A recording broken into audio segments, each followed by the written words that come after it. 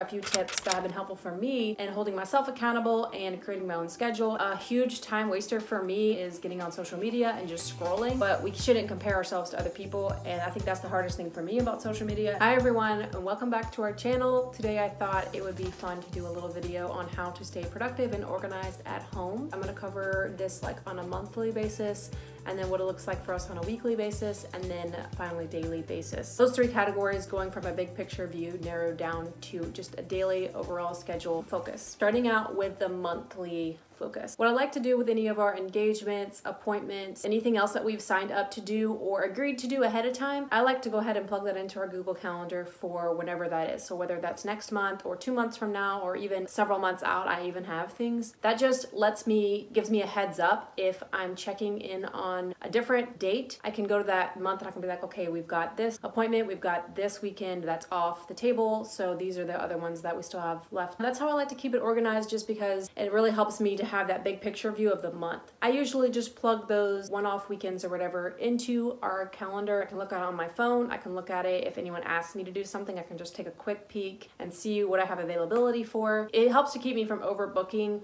or having two things on the same day and I'm like, okay, that was a little too much. And then it just gives me a quick view of that month whenever I want to go in there and look. So that's the monthly way that we keep track of it. Weekly, what I like to do at the beginning of each week, so usually on Sundays, sometimes Mondays, but if I do it on Mondays, I feel a little behind. So on Sundays, you've probably seen this before, but I have this little thing, I think I got it from Walmart, but it's basically just like a little calendar focus of 7 days, and it has a block for each day. So when I'm filling this out at the beginning of each week, I'll go into my Google Calendar and I'll see, okay, what are the things we've already signed up to do? Do I have an appointment on Monday, Tuesday, Wednesday, etc.? Have I told somebody I would do something, or have I plugged it into my Google Calendar? Then I can easily transfer those over onto this paper sheet, and then I pull this off and hang it on our fridge. So that keeps it in front of our eyes at all times. If something comes up, or if Michael gets home and he's like, hey, what's going on this day? He can look at that and he can see, okay, we've already signed up to do this, whatever it is. So that's what I like to do on a weekly basis. There are a few things that I already have into my schedule that I do, I guess you could call them reoccurring things. On Monday, I have a specific appointment I go to. On Tuesdays, some friends come over and play at a park, so I usually participate in that. Wednesdays is my day where I pretty much, Michael works till 5. I pretty much have the whole day to get editing done. Don't have really any distractions on Wednesdays.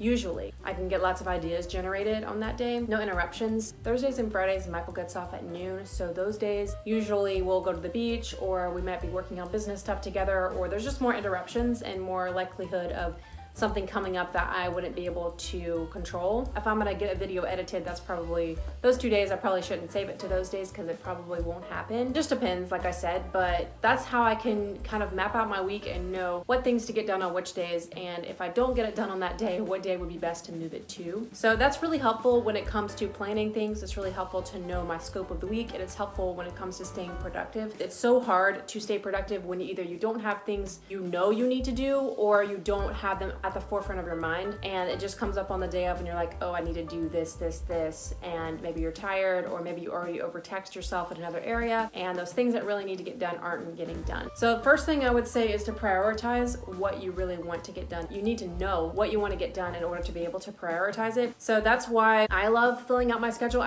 on Sundays, because that gives me a good idea of the week and I can go into it prepared. I don't like to wait until Monday or Tuesday and then be like, what have we got going on this week? It just makes sense to plan that out ahead of time. Michael and I know what our priorities are. We know what we want to put at the forefront of our week and get done first, and then what we want to have time for later on as the week goes on. So that was the more weekly basis focus, and that's super helpful. I definitely recommend, especially if you're married or if you're single, just keeping track of what you have going on during the week so nothing surprises you, nothing sneaks up on you, and especially if you're married, because then you and your spouse can both be on the same page, or if you have kids or whatever, everyone can be on the same page and you know what you're doing and where you're gonna be and everything like that. Also, another reason why this is important for us specifically is Michael and I, we share a car, so I'll need to know what days I need to take him to work, and I need to know that pretty early in the morning in order to be up and ready and able to go with him, drop him off, and bring the car back in case I need to do any other appointments. I could look at my little schedule and that would tell me what days I needed to do that based off of my plans for the day. So that was the monthly focus, Google Calendar, weekly focus. is a little planner thing here. And then I wanted to go over daily focus too, because this is super important for productivity purposes. So for daily, in terms of schedule, I don't have a job anymore where I need to be logged on by a certain time and I need to be at a meeting at a certain time and I need to have certain tasks done by a certain time. That was what I had to do with my old job I had. Now I'm able to plan things that are a priority to me, get those done first and cut out any distractions, but it's difficult if no one's holding you accountable. I wanted to share a few tips that have been helpful for me in holding myself accountable and creating my own schedule and really staying on top of not wasting time and not going down the black hole of things that are not productive and not helping take me where I want to go. So on a daily basis, the first thing I usually do is I get up, I'll do my quiet time, read my Bible, pray, and then I'll either go to the gym with Michael or I go for a run or I go for a walk. I usually do one of those three things pretty much every day. One day is usually like a rest day, but other than that, I'll do some type of exercise every single morning. And then we eat breakfast. If it's a day I'm taking Michael to work and I need the car, I take him to work, then I come home and then I get a shower, get dressed, put makeup on, whatever, get ready for the day. That's really helpful for me because I haven't always done that and it's really helped me to stay productive throughout the day with getting up and getting ready. If I wait to get ready till like 10 a.m. or noon, I'll feel behind all day. And if I have an appointment like in the afternoon, I'll have to hurry up and get ready for it. And that just kind of throws me off. It makes me feel like I'm not prepared. It sounds pretty obvious. You know, we all know you get up, you get dressed, you do the things that you need to do every day. And somehow in the busyness of life, we kind of lose track of that and we just get up and get started on our day. At least I did. And so now I'm changing that because I am more in control of my schedule now and it's really important that I stay productive. I decided part of my routine, I wanted to go ahead and get ready, get that out of the way in the morning, and then I'm ready for whatever either comes up during the day or whatever I've actually planned during the day. So I get dressed, get ready, and then I will get started on work. I will either do editing, I'll film a video, I will edit shorts, edit TikTok videos, whatever it is I'm doing that day. I will say another thing too, a huge time waster for me and a huge black hole I sometimes go down is getting on social media and just scrolling. And I found that I don't need to do that really anytime, but especially not before noon every day. So if I get on social media before noon, before I've done my set like tasks for that day, then I just found my productivity goes way down. And sometimes I'll spend a whole hour scrolling and I won't have gotten the things done that I need to get done. And so this is huge for me. This might be helpful for you. Take into consideration just not getting on social media at all, blocking it from your phone. If you have a hard time staying productive and staying focused in the morning or just anytime throughout the day. And listen guys, I have made up so many excuses for myself like, well, if I'm creating content,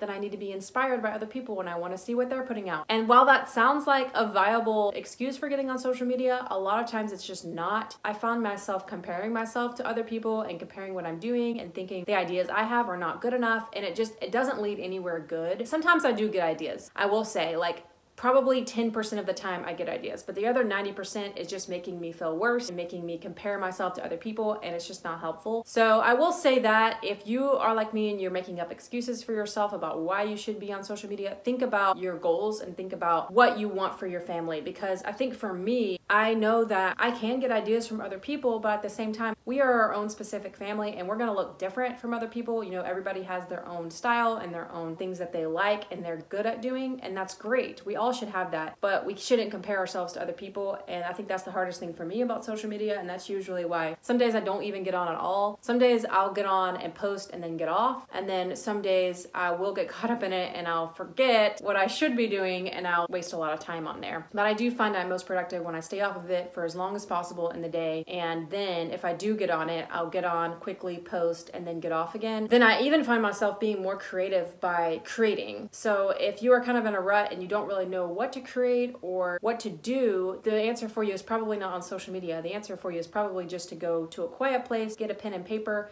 get your phone, go back and look at old pictures, go back and think about things that you want to create, what makes you happy, what makes you inspired, but don't necessarily go to social media for that because it's kind of a comparison trap, or it can be if you're like me at all. Just wanted to give that little tip because that's been a huge help for me. The other thing about comparison, if you're a Christian within the body of Christ, you know, we're all different members of the body. Some are hands, some are feet, some are eyes. We all serve a different purpose. You can't compare yourself with those gifts and abilities because we need everyone. You know, we can't all be hands. And so you need to figure out what your specific gift and ability is and embrace that, and don't compare. That's something that's really helped me, as I'm like, well, yeah, they're good at that, but we're not all the same, and we can't all be the same. We all have to have our own different unique abilities, and we need to learn to embrace those as well. So just a little tip for you, if you struggle with time management, if you struggle with productivity, and if social media is hard for you, you just have to be so disciplined, especially if you are at home a lot and you don't have a strict schedule. If you don't have someone telling you, be here at this time and do this and do that. You have to police yourself, and you have to tell yourself things that you want to do to stay productive, and you have to be disciplined, and you have to stick to that. Obviously, I'm not perfect. I'm just sharing with you these things that I've learned over the course of the last few weeks, and I'm still learning them, and I'm still gonna fail. But the first key to changing anything is knowing the truth about it and attempting to make changes, and little by little you get better. I hope this is helpful for some of you. Let me know in the comments if you thought this was helpful, and I hope you guys have a great, productive rest of your day.